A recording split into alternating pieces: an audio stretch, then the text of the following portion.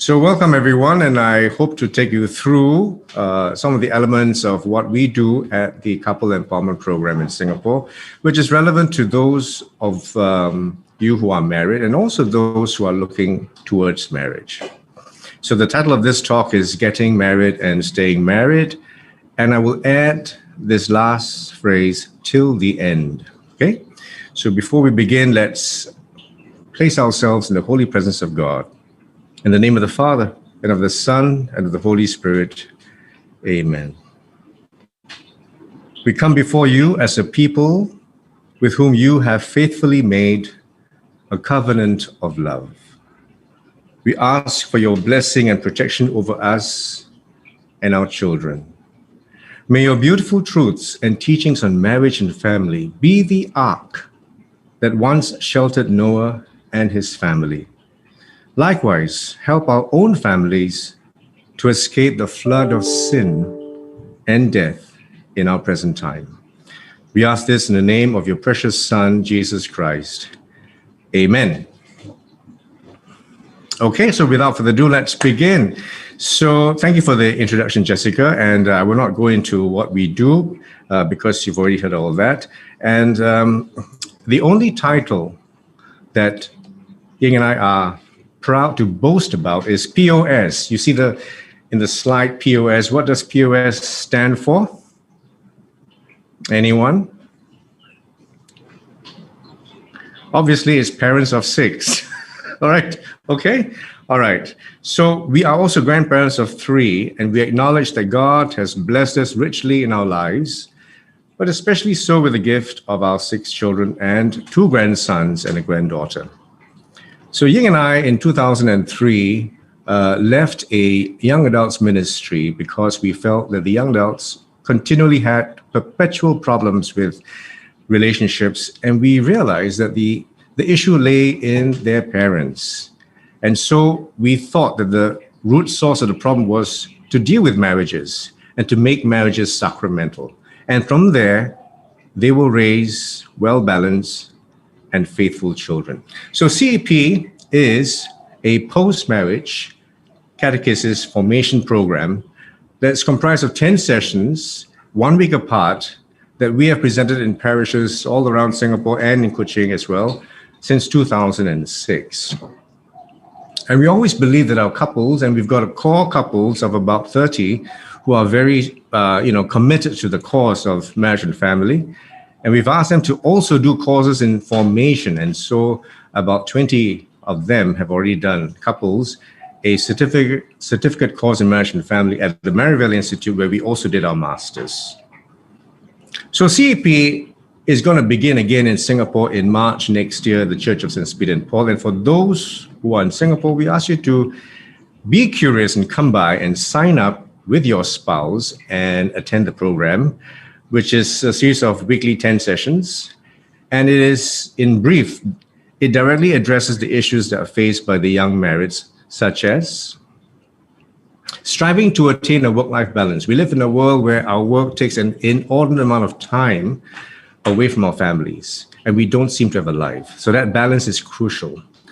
Why we need to remain loving as a couple despite the passing of years. So you see these couples, they may be married 5 years, 10 years, 15, 20, even 30 years. And with the graying of the hair, do we still remain loving as a couple? Most couples we see, sometimes live very disparate lives as they grow older. The other topic that's important is how to love our in-laws and not treat them like outlaws, because many do treat them like outlaws. But at the same time, to maintain that critical independence as a couple, because you call the shots in the home. How do we enjoy and experience the joys and passions of marital sex? We did little surveys on our couples in CEP, and typically, unfortunately, the responses are that prior to marriage, they've been sexually active, and after marriage, it falls precipitously down. And some couples have not had sex since the child was born, maybe 2 years ago. So there is a lack of intimacy in our couples. And finally, why it is crucial to be generous to the gift of children that God has sent to us. Because many couples are overwhelmed by the fears and anxieties of having large families. So this program, CEP, has been developed using our personal life experiences and strategies from experts, particularly sociologists, psychologists, and psychiatrists. But the key point is this: we remain faithful to the magisterial teachings of the Church, the Roman Catholic Church, which has 2,000 years of wisdom. So we will make references occasionally to the beautiful teachings in Humanae Vitae, for example, of human life. And this wonderful encyclical by Pope John Paul II called Familiaris Consortio. I sometimes throw this Latin phrase and I ask, who has heard of Familiaris Consortio? And usually not many. But Familiaris Consortio actually translated means the role of the Christian family in the modern world. So you can imagine, Holy Mother Church knows what the problems are, the issues are in the modern world, and has come up with this thing called a blueprint for being sacramental and raising your family right. We also have Human Love and the Divine Plan, which is JP2's Theology of the Body, and also Pope Francis' Amoris Laetitia, The Joy of Love, and some of the Vatican II documents in 1965 to 68. So under the guidance of the Catholic Church, we believe that your marriage is the most important gift and treasure. In all honesty, it is the main reason and purpose for living your one life to the full. What is the takeaway at the CEP after 10 sessions? We will ask that our couples have this blueprint for building a Christian marriage and family henceforth. We ask our couples to recognize that divorce is never an option. It is never an option for any Christian marriage, and how your commitment to your marital vows is directly linked to true joy.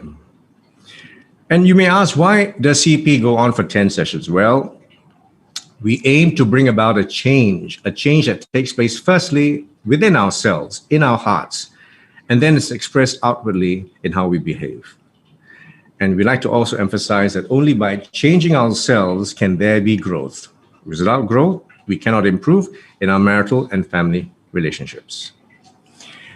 So much for CEP. So the talk today is called Getting Together, which is how you first found each other and had courtship.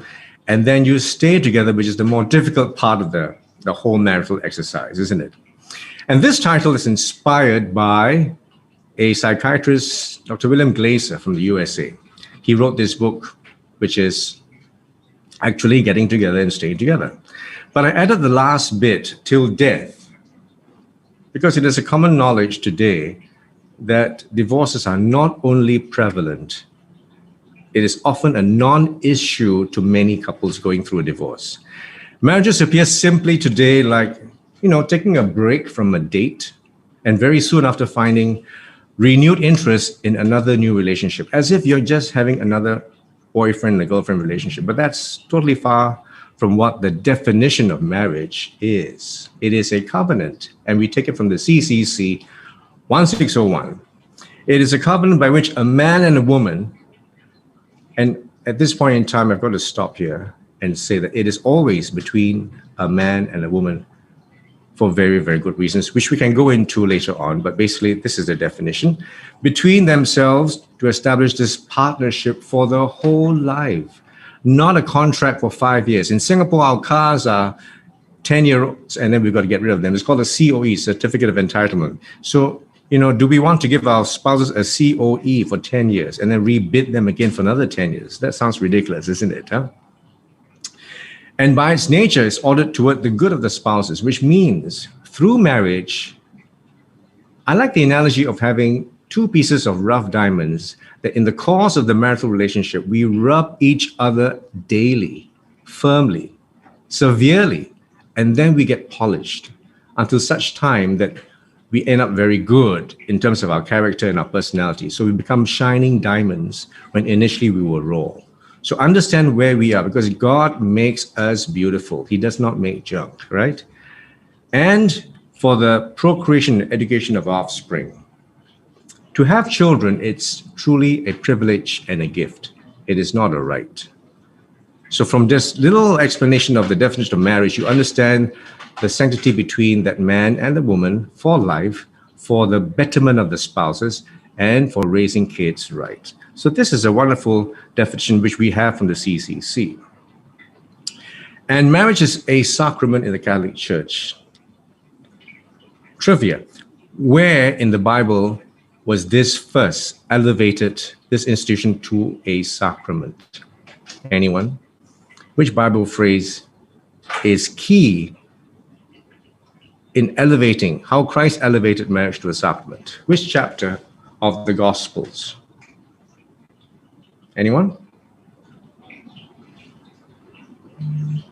I like to ask questions so that you are with me and you're not some other planet, you're connecting to me. No. So anyone has any idea where Christ has mentioned that marriage is a wonderful institution and is elevated to that of a sacrament? The answer is in John chapter 2, in the wedding of Cana, the first miracle of Christ, where he transformed the water into wine. And that wine was overflowing. When Christ gives, he's generous. And Christ becomes the head of the marital sacrament, and Our Lady is the bride, the church. She represents that. And this whole exercise of marriage is awaiting the final union between Christ and his church in Revelations 19:7. So you realize in John chapter 2 that the couple who were married at that wedding, we don't even know who they are, because that's not important. The importance of that John chapter 2 was that marriage became a sacrament. So our faith teaches that covenant of marriage as a sacrament cannot be broken, and it cannot end in separation or divorce. It is a permanent conjugal union till death. Now, which religions look at marriage in this way? The religions of the book. The book. What is the book? Judaism, Islam, and Christianity, the religions of the book. And many of the pagan civilizations of old, until our current 21st century, we hold and maintain that truism. But unfortunately, in this last 2 centuries, there has been a redefinition and re-legalization of marriage. And the reason for that is very clear. It is because we lack faith. There's a dearth of faith. Bishop Robert Barron, I listen to him a lot. He's from Santa Barbara in California. He calls ex-Catholics the nuns, and those who don't have any faith, the atheists, the nuns, N-O-N-E-S, people who have no affiliated religion at all, and henceforth, secularism thrives and permeates our culture and our societies, in fact, the whole world. Not too long ago, I met a British man in his 40s with 4 children. And he described how he was, through a phone call, going through a major challenge with his wife. He admitted that he had no clue on how to be a caring father, a loving husband, and a joyful worker. That's what we men are called to be.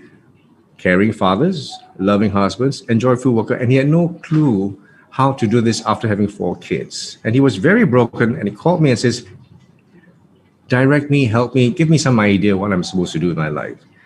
And I asked him a bit of a history. He said that he was raised in a village in the British country with a severe lack of parental affirmation. Mom and dad never hugged, never said, I love you. You just did your functional bit, grow up in school and get a job, go to university and so on. There was no practice of religion despite being baptized as an Anglican as a baby. And was educated through local schools that saw nothing amiss with a lack of teaching catechesis or morals or ethics, and allowed to do just about anything as long as no laws were broken. So that's a very functional upbringing. So after a little chat with him, he realized the problem he had was one of not realizing that he actually lived for himself, not for the others in his life, including his wife and his children. So in brief, secularism that leads to selfishness. And the solution was evident when he realized that he needs to give of himself to his wife and his children and his work. So our family of origin, where we come from, our parents, where we grew up in, where we studied, our culture that we've developed along the way, it shapes us permanently, but not irremediably. We can change. So secularism or moral relativism is now the norm, first described by Pope Benedict in 2005. We are building, he says, a dictatorship of relativism that does not recognize anything as definitive and whose ultimate goal consists solely of one's ego and desires. In other words, selfishness. So divorces go on in our society rampantly. And yet, if it's not such a big deal, why is there so much pain? Why is there so much hurt resulting from broken relationships, especially for the children? We have a little study later on. I'll give you the highlights of that in a moment. So many psychological studies, many counselors, psychologists, psychiatrists will speak about the issues of breakups in families and the pain that comes with it. So we live in secular times and we believe that everything is relative, but the pain of separation and divorce is never relatively simple. So there is a storm out there because the institution of marriage and family is under threat. Our families are in crisis. And until we realize God's likewise spousal love for us, we can never fully understand loving our spouses the way Christ loved his church, with passion and commitment to the end. Ying speaks of how passionately spousal love requires a bowing and a bending towards our beloved. Because we love as Christ loved us. He bowed to friend and also betrayer the same way. And so we're asked to love and forgive our spouse who sometimes seems like an enemy. I love that show that was on years ago. I think it was Julia Roberts. It's titled Sleeping with the Enemy. You know, you go to bed with your spouse and you just can't sleep because you're fearful of the next attack. You sleep with the enemy. And what are we called to do? Unfortunately, we've been called to do this, which is actually fortunate. We're called to forgive. How many times? 77 times, in fact. And the reason for this state of affairs in our marriages is sometimes found in this phrase called consumer marriages. And I ask you to look at these statements and ask yourself, do you practice a consumer marriage? Do you still decide that even after you've committed yourself to your spouse, you're looking elsewhere? Do you look at your spouse as someone who has a contribution towards your well-being and happiness, but not at how you contribute towards your spouse's well-being and happiness? Do you measure your spouse as someone who needs to meet up to my expectations? Do you also sometimes see how that your spouse is very lucky to have married you because he or she is getting a better deal out of this whole marriage? Do you focus on the specs, the lock and the eye of your spouse and see those defects there? Do you feel that sometimes your standards must be higher? So this is the whole issue of ascribing to our spouse the same attributes that we want when we go and buy things. So we treat our spouse not as a person or a body, but as a thing. So we strive to live good marriages by living the vows we profess daily until the end. And this slide is how Ying and I were on our honeymoon. That was 33 years ago. Much smaller in build and size, and certainly less wrinkles. But there was a time when we actually felt that our vows that we made the day before, we would profess daily until the very end. Towards this end, Ying and I have completed our vocation in marriage, and we can only speak of this sacrament we had successfully in our experience. I've realized how our God has abundantly blessed our friendship of 43 years and marriage of 33 years and our family. My beloved is home. My beloved spouse, Ying, passed away in January this year after a battle with pancreatic cancer. She always maintained that she had a zest for living, but God had a greater zest for bringing her home. He has called her home, and he will call me home too someday. And going home is not such a bad idea because we really are, in the theological sense, we are exiles, we are pilgrims on earth. And we're called to raise these challenges in our lives to become better people so that we're better ready for heaven. Ying is indeed always, in my memory, a truly beautiful wife. She's both attractive on the outside and generous on the inside, and far, far more precious than the jewels that she has. And only through faith can I attest that Ying is home, and he has welcomed her as his good and faithful servant. And I have complete faith that we have this long-distance relationship, a spiritual union that is as real as our faith is. Is your faith real? If your faith is not real, then the passing of a beloved spouse is unimaginable in terms of the pain and the longing. But with faith, we send our spouse, who's created by God, back to where God wants our spouse to be. And don't we profess in the Nicene Creed, in the resurrection of the body and life everlasting every Sunday when we say the creed? If it's just lip service, then of course it's not a faithful statement. It is a faithful statement. So Karol Wojtyła wrote in Love and Responsibility on page 212 that spiritual union can and should continue even after physical end occurs. So I have an LDR with Ying, my long distance relationship.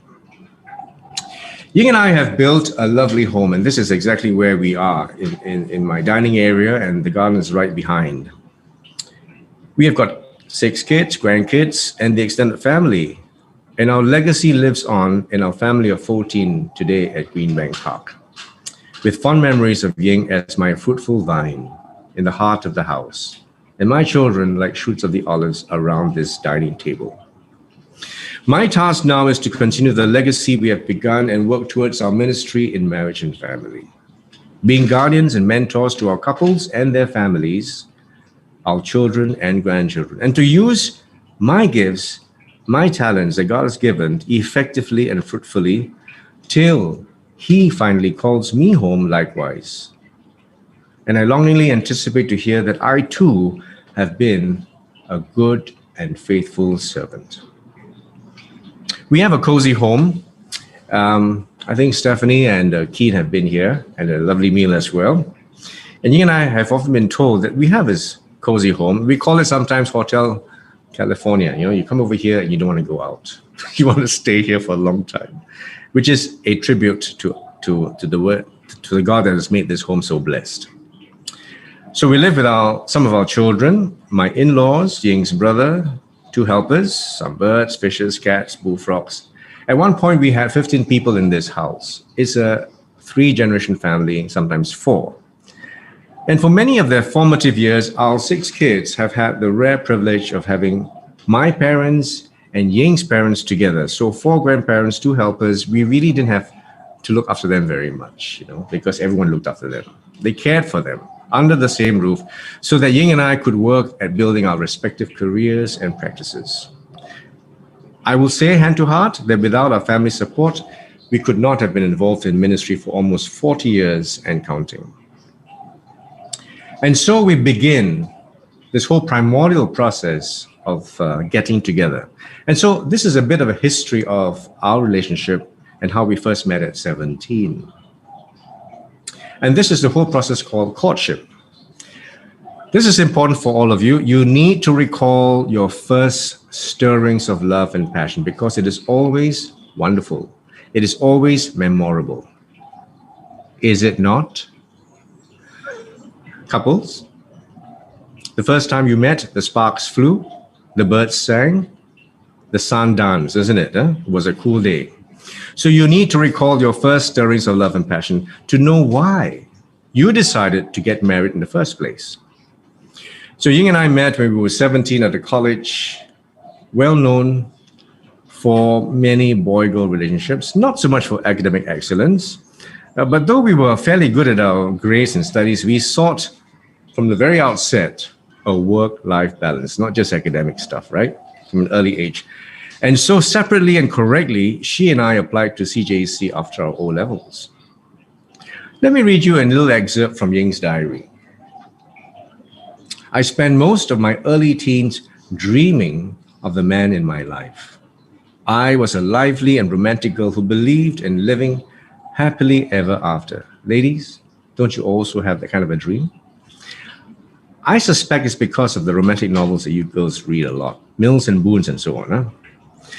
So she goes on. I first set eyes on Bernard in college at 17. I was teasing my classmate when from behind me, this baritone voice exclaimed, Havoc, Havoc, in imitation of the popular cartoon character Snagglepuss. I turned around and saw a boyish face with eyes that crinkled at the sides as he grinned like this. Some weeks later, he invited me to be his date at a friend's party. And we had our first dance at that party. In fact, we danced the entire night. I remember feeling safe and content in his embrace. Bernard had a firm yet unthreatening embrace. And I remember that he smelt really manly, a mixture of musk and cologne. Unlike the other boys I dated, I felt safe with him. Now, girls, this is important. You must feel safe with your boyfriend or husband. I felt I was home. And that feeling has never changed since our first dance some 40 years ago. I went home that night unable to sleep and incredibly happy and excited as I felt that I was at the beginning of a lifelong adventure. Indeed, she was beginning a lifelong adventure with me. So this is my excerpt from my diary, because we wrote a lot in those days because we didn't have laptops and whatever, iPhones and so on. So I said that Ying struck me at 17 as a girl with a very lively and bubbly personality. And I loved the way she spiritedly dashed from one lesson or lecture to another, laughing and joking without a care in the world. To me, this was not an institute of higher learning. This was a playground. So she made me laugh. She saw in me the sober and serious student counselor with the desperate need to play and to loosen up. I invited Ying to a party thrown by a mutual friend, as I was curiously attracted to her and wanted to discover more about her. And at the party, I loved watching her charisma, her chattiness, unbridled humor, and spontaneous laughter. She was wearing, I remember, a distinctly provocative perfume, River Gorge by Yves Laurent. And I was drawn to it instantly. You know how I'm a man of smells. I love smells, all kinds of smells, including terrible smells. You know, in medical school, we've got all kinds of smells you can imagine. I just love smells. But this was a fantastically provocative perfume. And I loved her dressing. It was a dark tank top that emphasized her tan and smooth shoulders. And when we were physically embracing during our dances, it felt good at 17 even, and manly to hold a lady really close. So this is how Ying goes on. Are you enjoying this? I hope so. It's historical, but it's about courtship.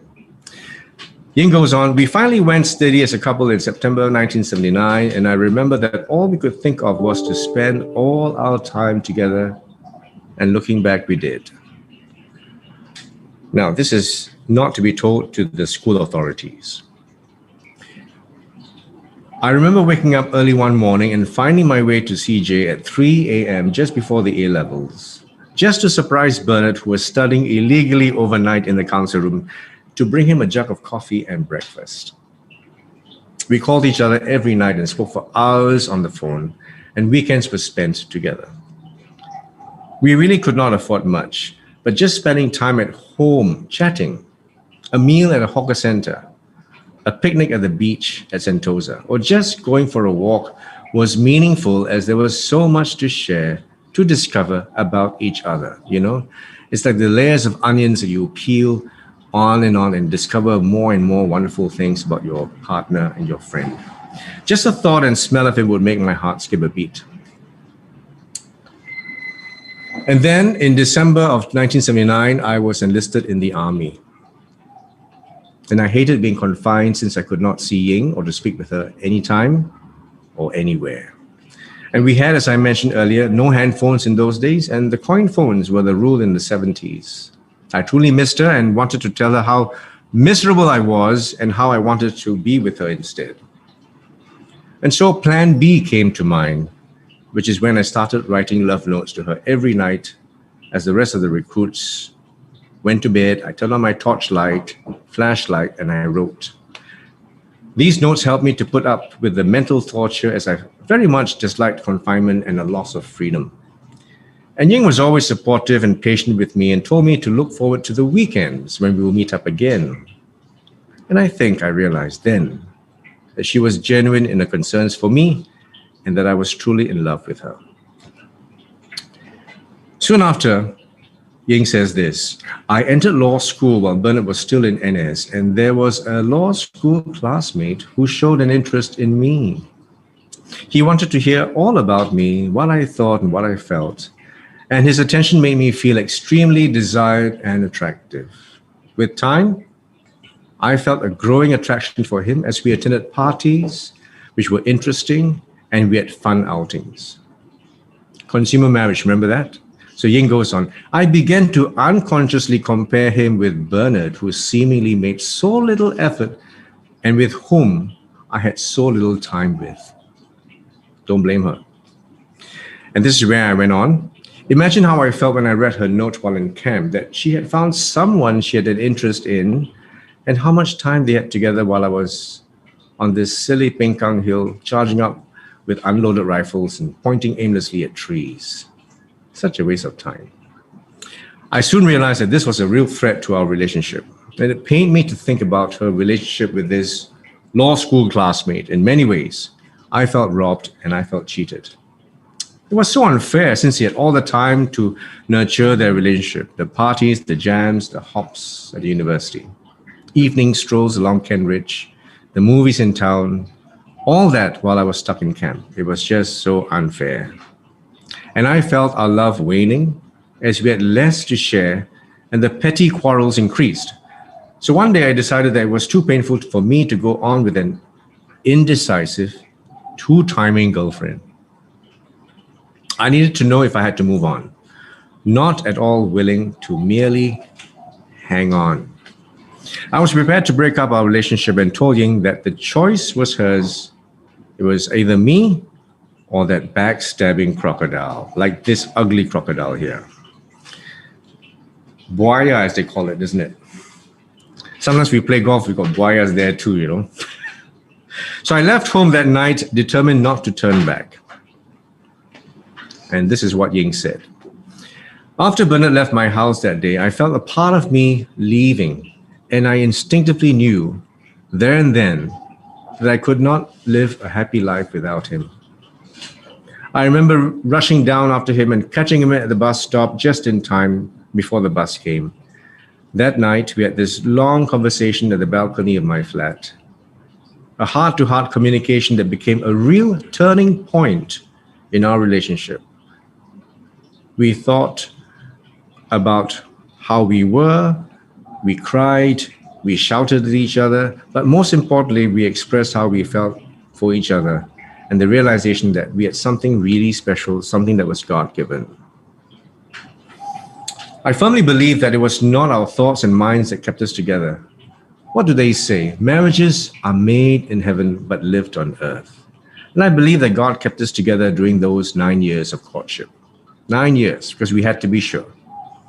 During the next 6 years, we became very much involved in the young adults program called Choice as presenters. We wrote talks and we shared a ministry with young singles. And our relationship grew as we put into practice what we had learned. And we found that the more we loved others, the more our love for each other grew. As if there's no end to how much love we had, it was multiplied. The 5 loaves and the 2 fish analogy. So for the past 33 years, we've had a love relationship that has always included our children, our family, and many, many people. In October 86, I was 25 years old when Bernard set our wedding date on the 1st of May 87. I wrote down my dream and aspirations for us. And 33 years later, I'm amazed at how much that dream has come through. We believe that leaving our kids with inheritance and money that they did not work for will only destroy them and their friendship with each other.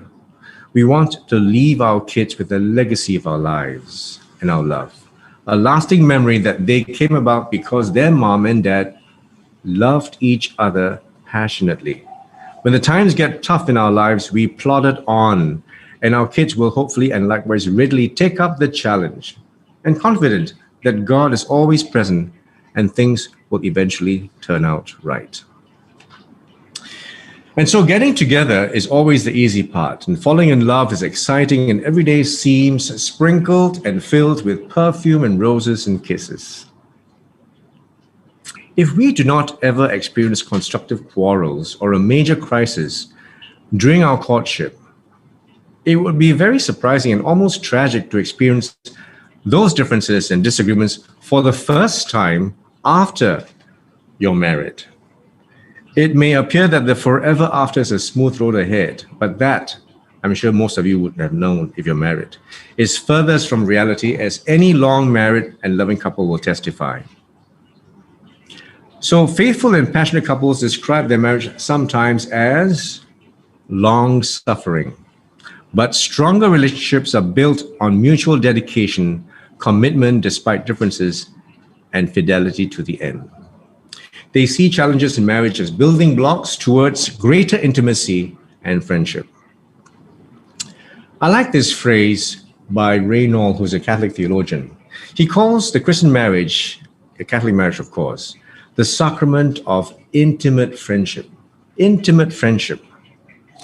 Ying and I fully agree and are on board with that description in our own experience, because happily married couples are, in all honesty and truly, the best of friends.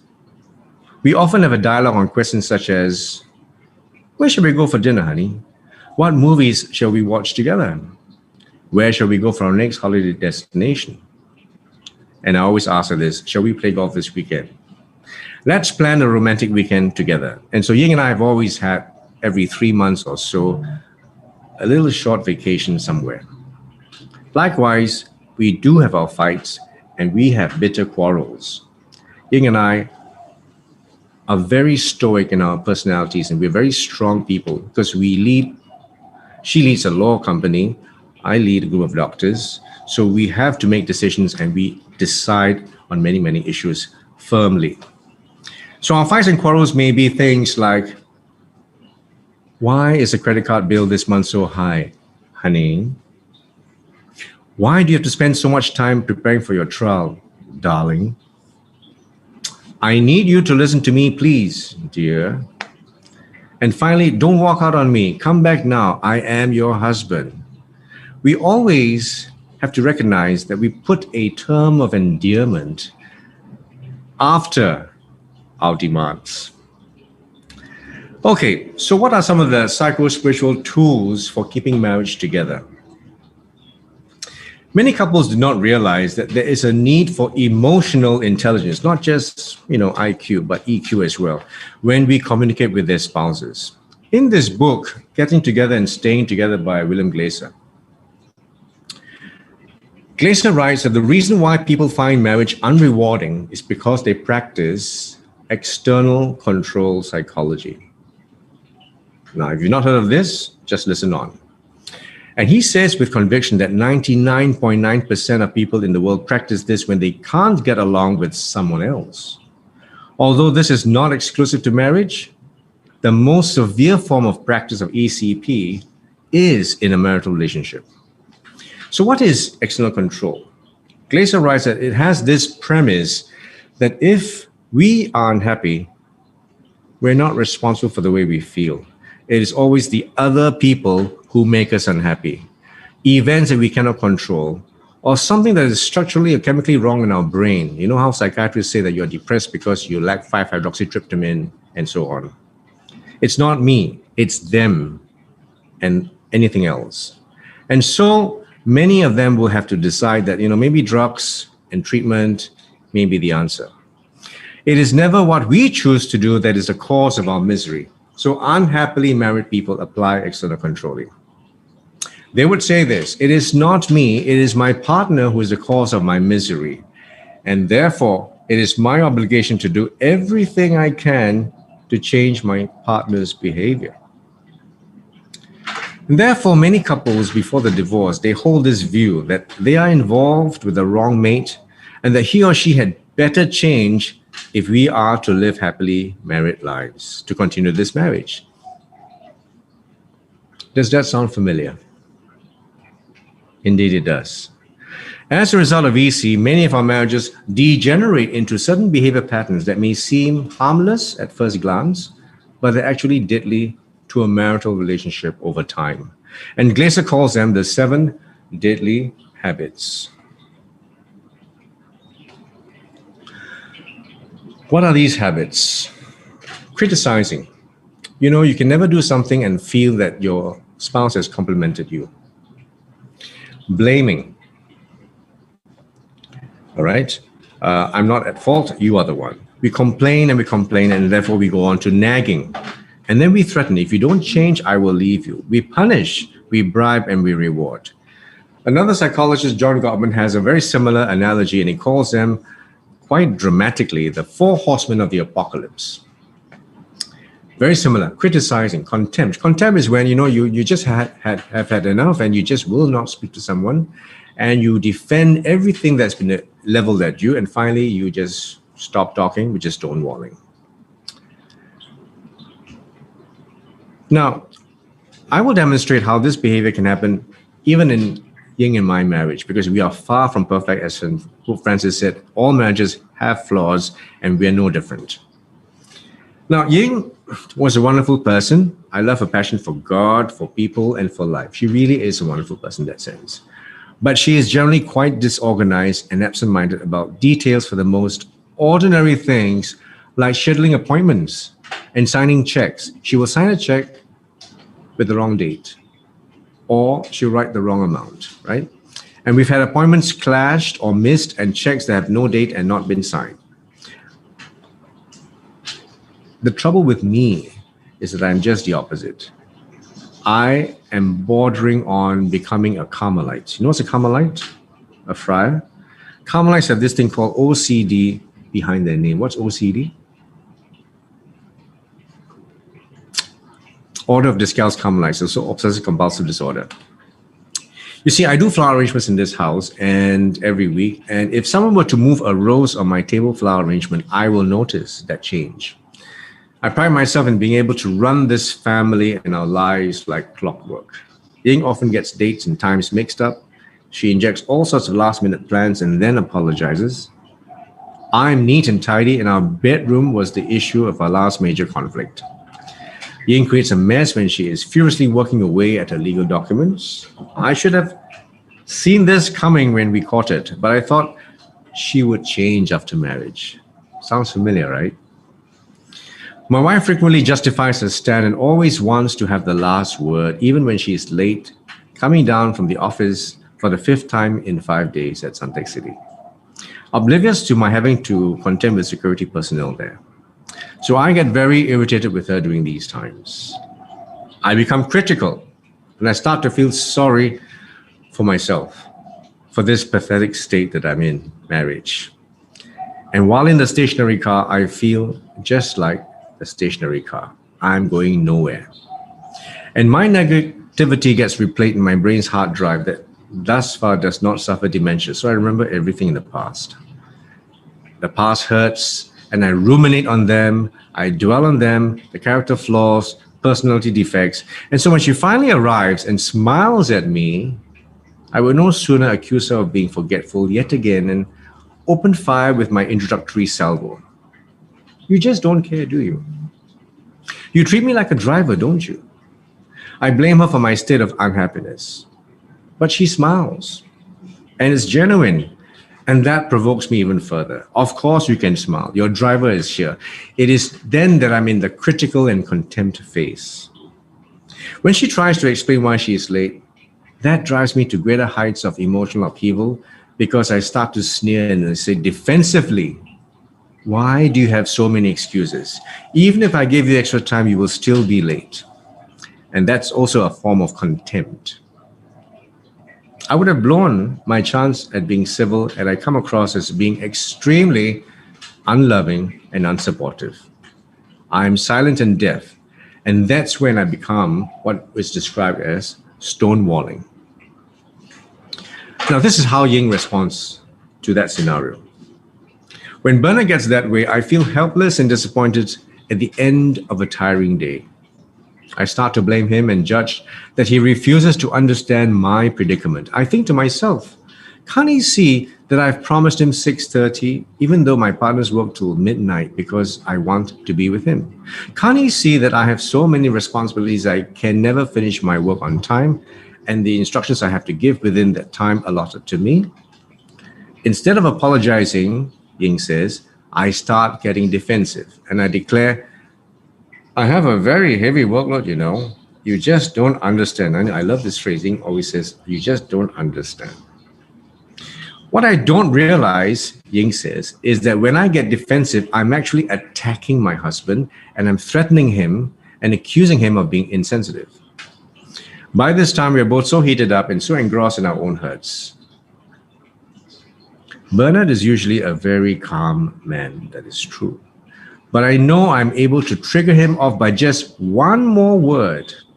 He has raised his voice a couple of times, and I've noticed him getting overwhelmed. It is said that men are more affected biologically than their wives during conflict. Their blood pressure rises, and it stays high longer than us women. Men get heart attacks while women get depressed. At least women survive. And then we start this Cold War. So now we come to the secondary act of trying to stay together. We want to go back to the definition of marriage and say that it is between a man and a woman to establish this partnership. This is a friendship, intimate friendship for the rest of their lives. So how do we resolve this very prevalent and unhappy state of affairs due to the practice of the daily habits? Simply stated, we substitute the daily habits with the necessary conditions for building a good marriage. So we're going to look now at how we need to live happily married lives. Now, it is interesting to note that there are many books written on how to solve problems in difficult marriages, but nobody writes about what a good marriage is.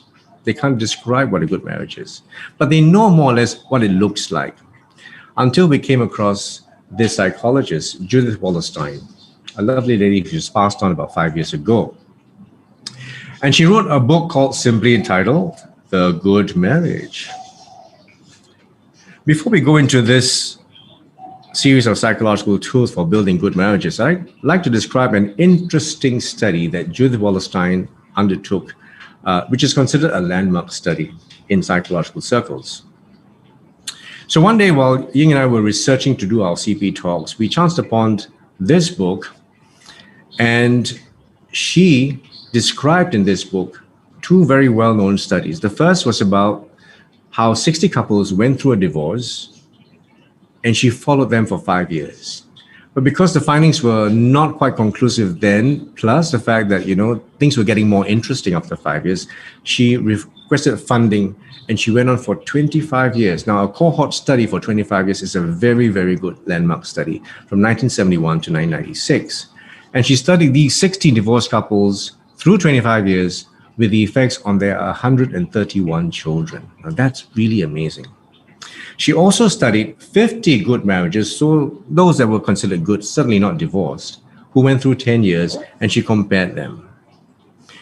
So Judith Wallerstein described how good marriages exist. They survive despite the stresses of the workplace, business travel, increasing demands from children's needs, the availability of sexual infidelity that is rife, and personality conflicts. In other words, she said that good marriages are possible. One lady in a happy marriage described it succinctly. She said, "Our marriage is at the core of our security in an insecure world." I'll say that again. Our marriage is at the core of our security in a very insecure world.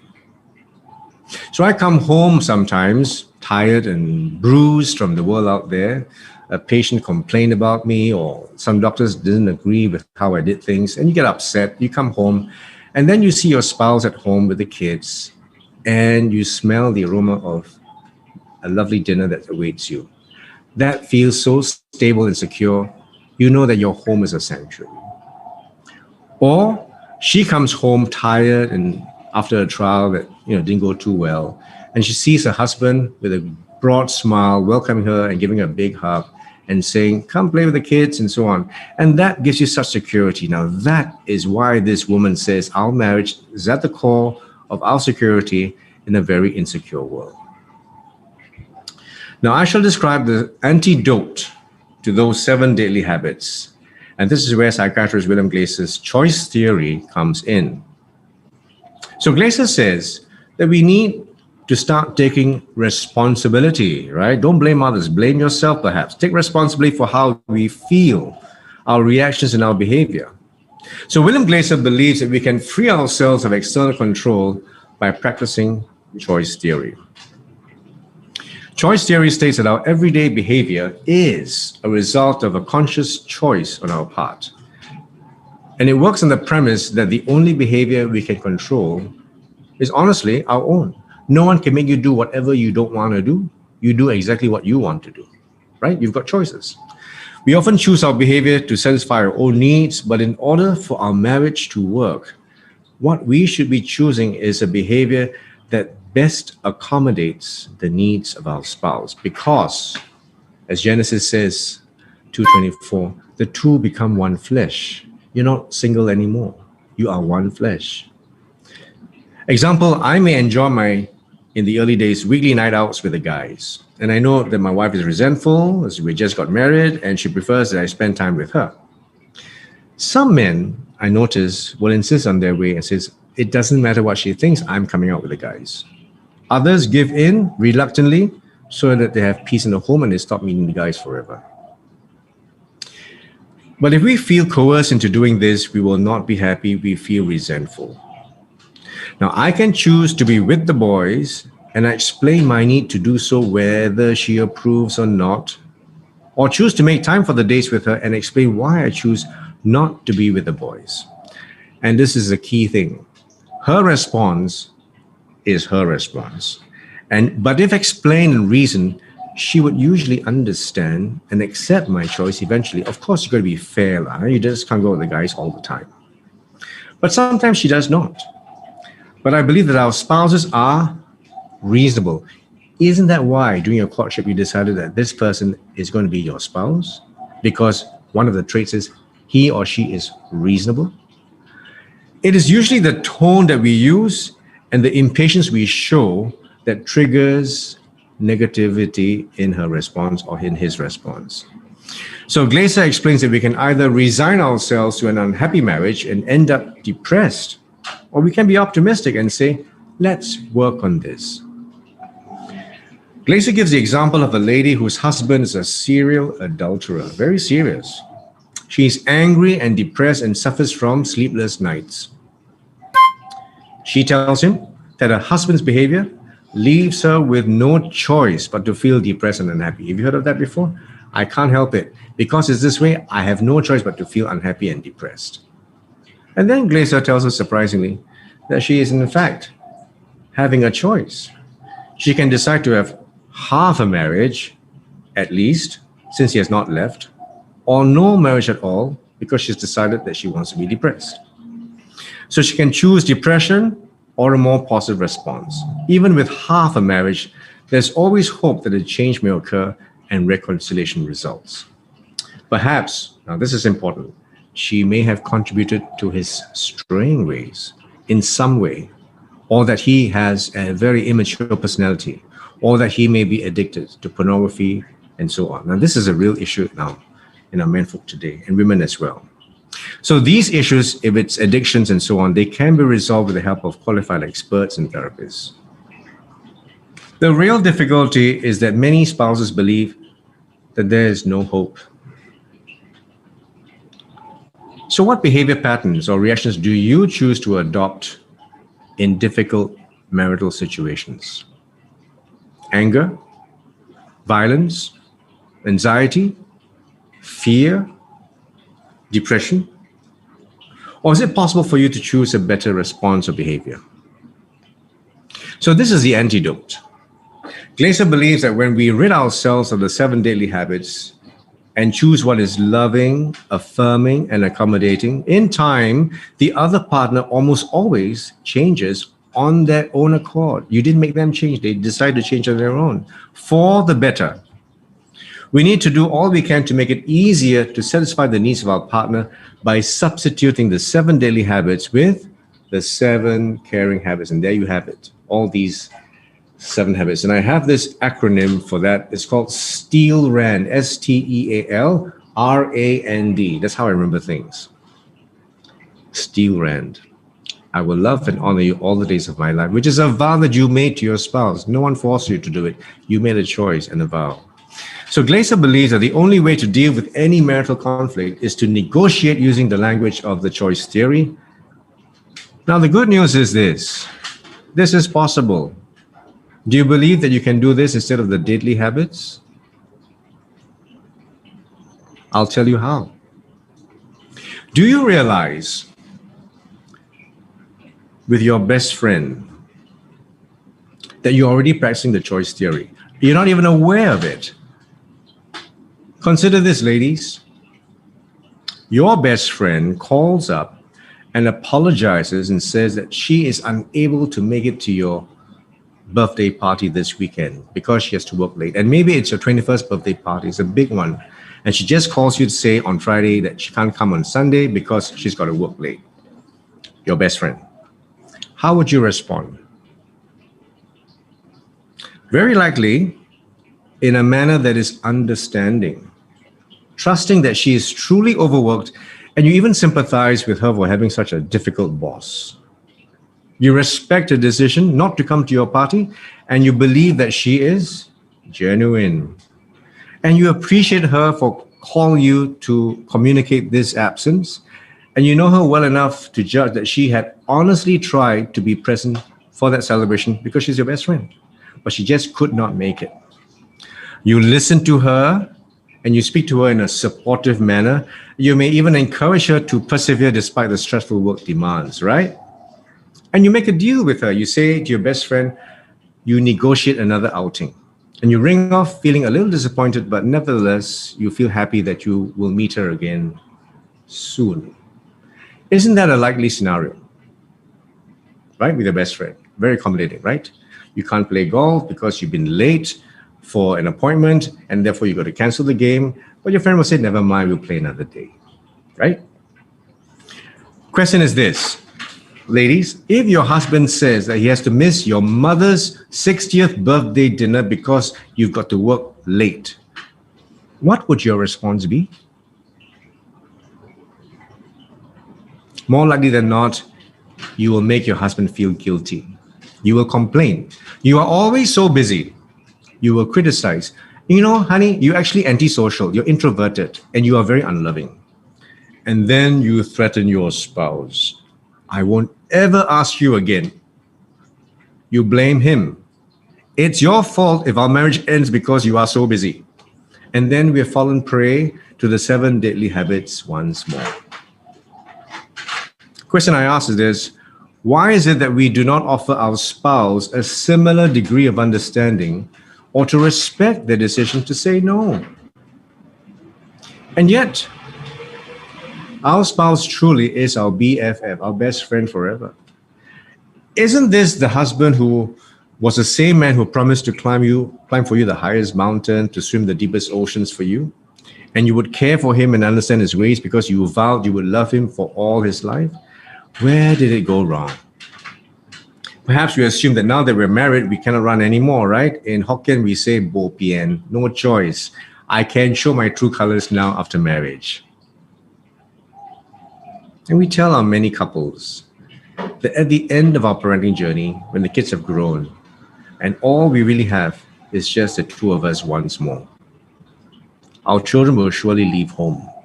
They may visit often, and I hope that they do, but they need to start and live out their own lives. It's just you and I again once more. Wasn't that how it started? So those are psychological strategies to try and keep the marriage together. Now we've also got, because we're Catholics, we've got spiritual strategies that are very important. In fact, I think they're more important. Am I going on too long? Do you need a break? You see, the trouble with Zoom is I don't know how you feel. I don't know who you are. I can't see how you are. When I teach in university and I actually have the same thing. I actually have 28 doctors and I talk to them and Yep. I want a dialogue, but I don't always get one. I said, okay, can I go on? Please. Yes. You can. Okay. All right. You're with me, huh? Okay. So these are the spiritual strategies that we have, which are helpful for us to try and stay together. I want to say that man is a unique creation of God. In Genesis 1:27 and 2:24, God made man and woman in his own image and likeness. Now, just think about that. We were made in his image. We look like God. And likeness, we think like God. We are God with a small g. God loves us so much, he made us one of him. And when he became man, he became one of us. The incarnation, God became man, was a real testimony of how he wants to be with us. Emmanuel, God is with us. No other creature has that unique gift and grace. And God went on to afford humanity the 4 traits that make us special, apart from the rest of creation. So in Vatican II document Gaudium et Spes, which means the joy and the hope, para 24, man is the only creature that God made for himself. God made the cows for us. God made the plants for us. God made the skies and the oil fields and the coal mines for us. But God made man for himself. Man decides what he wants to do with his life. And these are our 4 traits that make us special. Number 1, we've got intellect. We are smart. We are creative. Number 2, we've got free will. We can choose between evil and good. We can choose to do evil despite God telling us to do good. And God will not say, stop it. We can choose because we've got free will. We have reason. We've got to make sense of our choices and decisions. And we can do that. The animals can't do that. And finally, immortality. Our souls will never cease to exist. We never die spiritually. We live on. We're immortal in our souls. Our bodies are mortal, of course. But immortality works both ways. Remember the last 4 things. What are the last 4 things in Catechism? Number 1, we will all die. That's death. Number 2, we will be judged by the most righteous judge of all. Number 3, we go to heaven. Or number 4, there's another place for us. So those are the 4 last things that is in our CCC. So these 4 gifts that we've got, intellect, free will, reason, and immortality, are gifts that God has given to us. They can be used very well or misused. And it has been more or less misused and abused. But we have people who have lived lives of grace and spirit, and it's been used well. The key in using these gifts that God has given us is for us to use them appropriately. And this is where we need discipline and a training in self-mastery. So the 7 caring habits involve the practice of self-mastery. Are you in control of your desires, your passions, and your wants? Or are you just a mere victim of material goods and well-being and desires? Are we able to control and to direct our will and our mind? So self-mastery involves an exercise of freedom of choice. Remember in Matthew chapter 5, verse 48, Jesus says this, you must be perfect as God is perfect.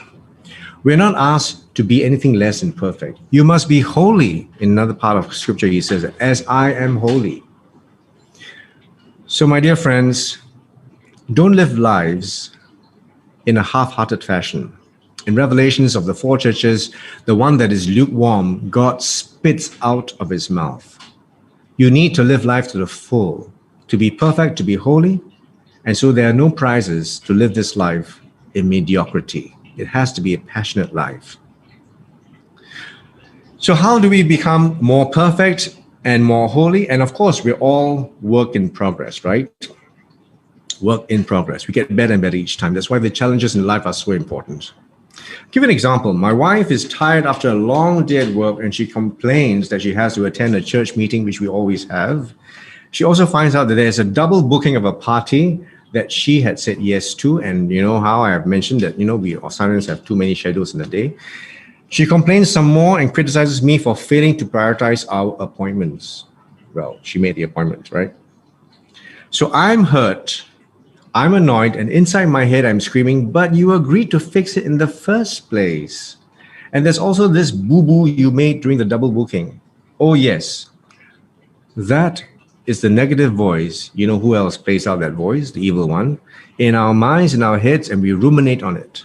And this negative voice can go on and on and on if we feed it.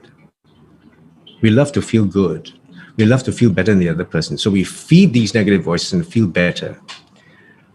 I, with self-mastery, can make a decision to stop that voice, to think, and then say in a gentle tone, which is not my default position, of course, honey, you go home early and you prepare the house for the meeting, and I will attend the other party on my own, and I'll come back as soon as I can. Wow. That takes a lot to say that, for me. And when I say that, Ying smiles approvingly, and she feels that the stress has evaporated from her shoulders. And she's happy. And I'm happy too, because I made that freedom of choice and self-mastery, and I'm not unhappy because I actually made that choice myself.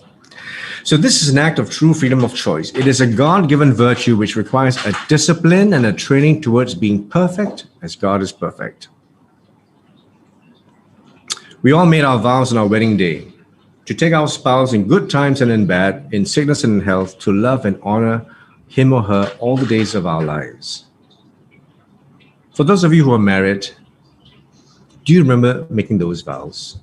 Today, my daughter's good friend got married, and she says, Dad, I'm sorry, she got married, it's game over. Bo pian, just have to get on with life. But that's so sad, because many of us at our wedding day, we make those vows in clear hearing of everybody without understanding those bunch of words. It seemed applicable to a distant future, but actually it starts from the day you say it. Sometimes we did not have the faintest idea of how these promises were to be lived out. So we live out our vows with our spouse when we practice these 7 caring habits with the 4 marks of Christ's love. We have to practice these vows with Christ's example, to love in a free, total, faithful, and fruitful fashion. That's the mark of Christ's love. And I'll explain a bit more detail. Christ's love is free. He gave himself freely. He was not forced by the Father to come down to earth to die this ignominious death for us. He chose, Father, take this cup away from me, but if it is your will, I will do it. I'm obedient. And without condition, he gave himself. So he died for all, both saint and sinner alike. So being supportive of the other person, despite our differences, is an exercise of human freedom. We may disagree or even dislike certain qualities in our spouse, but we don't give free rein to those negative feelings. Ying and I, clearly, for those who know us well in the community, don't see eye to eye on many things. In fact, in the family, some of my kids are here now, Ying is very Cantonese, and she takes pride in being generous. She likes feeding and providing for others, especially food for the family and the community. But I often judge that she's being excessive because there's too much left over, and I complain loudly that she is wasteful in the full hearing of everyone because, this thing about Bernard is I always feel that I need to be heard, so I speak my mind out, but I don't realize sometimes that it hurts. And this upsets Ying's other Cantonese trait. She is super sensitive, and she gets embarrassed very easily, as she can never get used to my loud and callous, cutting remarks. The voice in her head is screaming, Ying, you are the woman of the house. Surely you can decide how much food to buy, and why must he broadcast his discontentment to the whole world? But my dear wife chooses to hold her tongue despite my rubbishy ways, and I can see that is love for me beyond any issue. That is precisely the point when Ying makes a choice to exercise her human freedom through self-mastery and discipline. Listen to this very carefully. When she makes that act of love towards me, I see her efforts, and then I decide to change myself for the better. That redeems me. I become a better person. When I make the change likewise, and she realizes it, she decides to make that change for the better too, and she is redeemed. So this spiraling cycle upwards makes us better people because we rub each other, like I said, as rough diamonds. And we get better and smoother, and more precious and more glistening. So choice theory is an exercise of my human freedom to control my anger, my irritation, to be respectful of Ying's extravagant but generous shopping habits, as opposed to my thriftiness. Even as I struggle with my hurt, pride, and annoyance, I choose to be supportive. It is by the help of prayer and grace, only through prayer and grace, God's grace, that I learned to hold my tongue, my anger, and direct my mind and my will to see things her way. So as human beings, we are not ruled by instinct and emotions. Instinct is the only option for the animals. They can't help but do what they are told to do or what they feel they have to do. The Catechism of the Catholic Church, CCC, says that man is a rational being who can initiate and control his own actions. Man is the master of his own actions. Marital love is a very peculiar form of friendship where everything is to be shared wholeheartedly. So this is total. The spouses share everything. Decision-making process, you make what we call couple decisions, not single decisions. And you share resources, even bank accounts. So how many of you married couples have single accounts? It should always be a joint account because your money is not yours anymore. It is ours. Despite betrayals, we give our all by trusting again and again. And it is hard to trust again if you've been betrayed. So if you've never been betrayed, how do you learn how to trust? So to trust means you've been betrayed before. But if we are to love as Jesus did, we must remember that his love is total and God held nothing back. He gave everything, even his own life. In Ephesians 5, we hear, husbands, love your wives as Christ loved the church and was willing to die for her. And if a man does that for his wife, no wonder she will be submissive to him because he has got her back. If you know your man is protecting you and looks after your interests, you would do anything he says. We are not bullies if we practice Ephesians 5. So marital love is also faithful and it's exclusive. So spouses can be unfaithful, not just through adultery, but when we fail to prioritize as our spouses as number one. Some of us have our work as number one. Some of us, when we become mothers, women, your children are number one. Your spouse is second fiddle. So your spouse is always number one. It is faithful. At times, we are unable to agree and we are tempted to throw in the towel and say, you do what you like. But Christ's love is faithful. In the same way, our spouses never give up on each other. They show fidelity by listening to each other and always negotiating differences, which is one of the caring habits. Lastly, it is fruitful.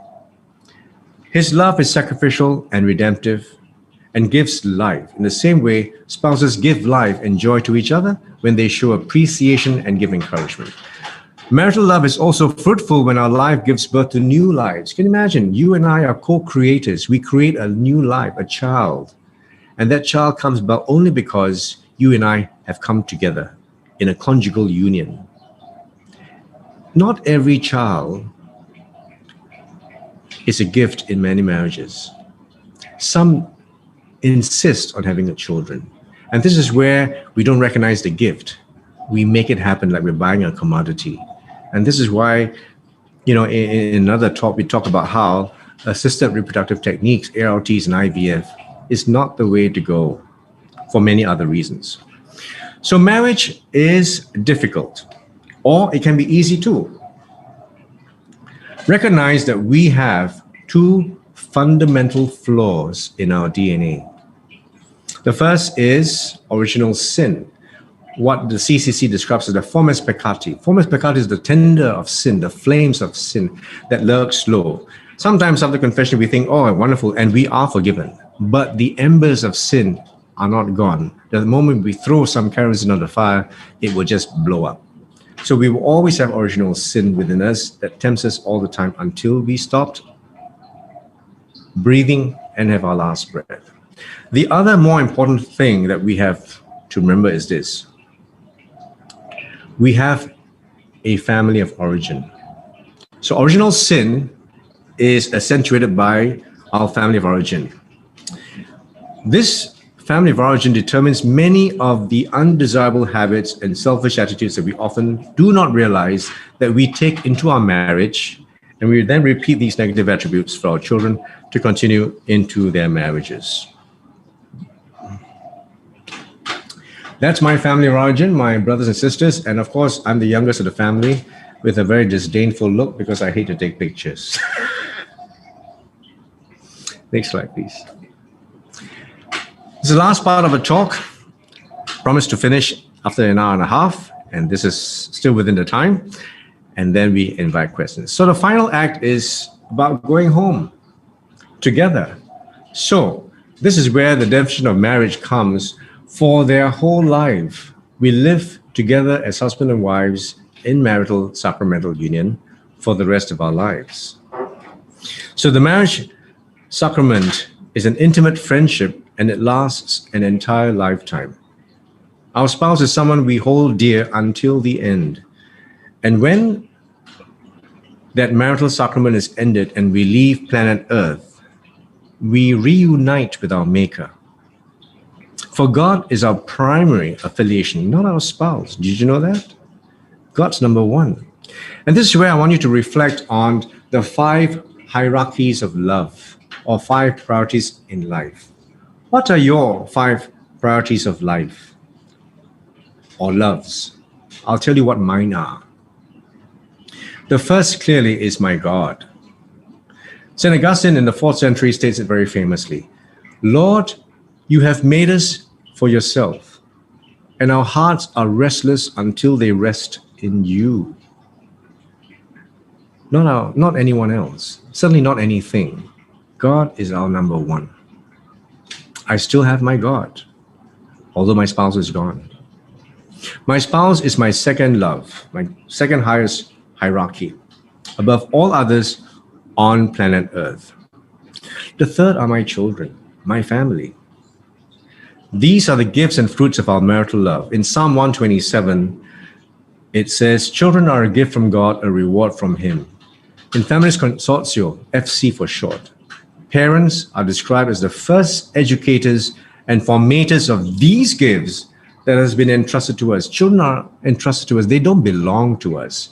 They're here for a short time. We love them, we raise them right, and then we send them out in Psalm 127:2 like arrows in the hand of the warrior. We shoot them out with love to love the rest of the world. We don't keep them to ourselves. We need to form them.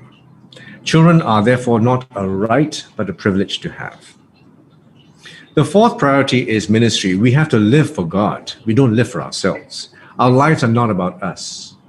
Our lives are about Christ, who is in the center of our lives, and we always try and move towards that center. Christocentric. So in ministry, we are called to love as He loves, with my hands, my feet, my mind, my heart, with all the talents that He gave me for this life on earth. For I am merely His instrument of love. And lastly, my last priority is my work. It pays the bills to do the above 4, simply put. Seriously, work affords a holiness in my vocation. I'd like you to spend some time after this, if you have tonight, to read this document called Laborum Exercens by Pope John Paul II. And this describes the spirituality of work. Work is holy. Work is something that Adam had to do from the time in the garden. By the sweat of your brow, you shall eat and toil. In my profession, we still believe that doctors have a noble profession, to cure sometimes, but always to heal.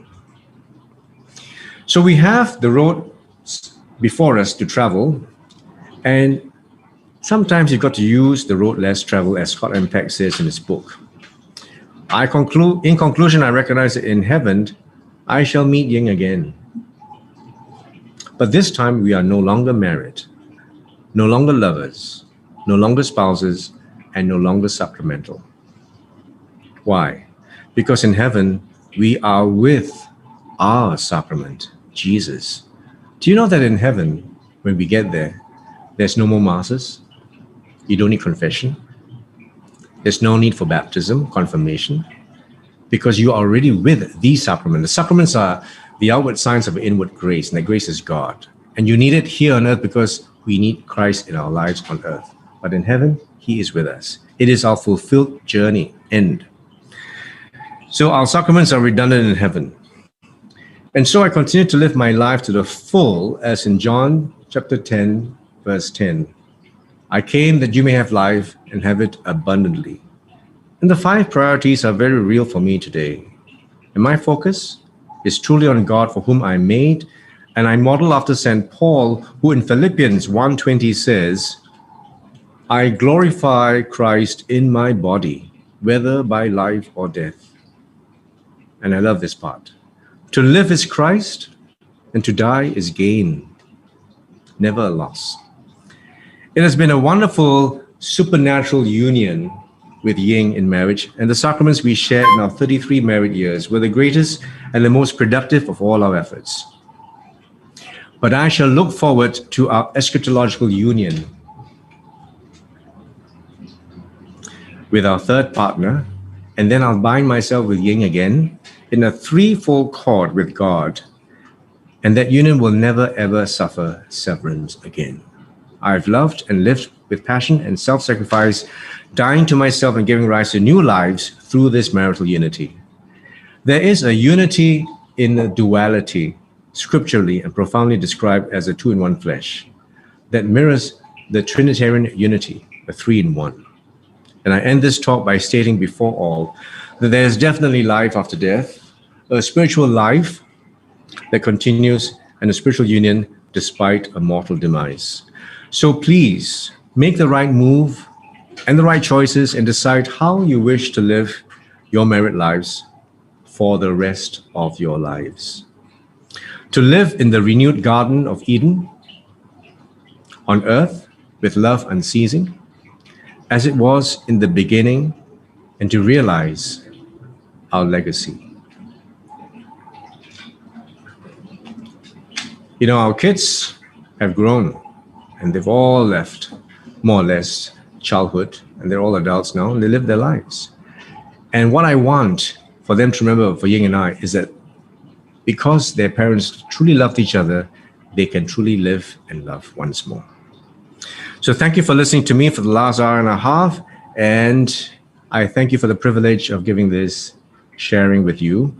And I hope that, in March 21, some of you may come and have the full run of the 10 sessions of the Couple Empowerment Program in Singapore. Thank you, and God bless. Thank you so much, Bernard, for your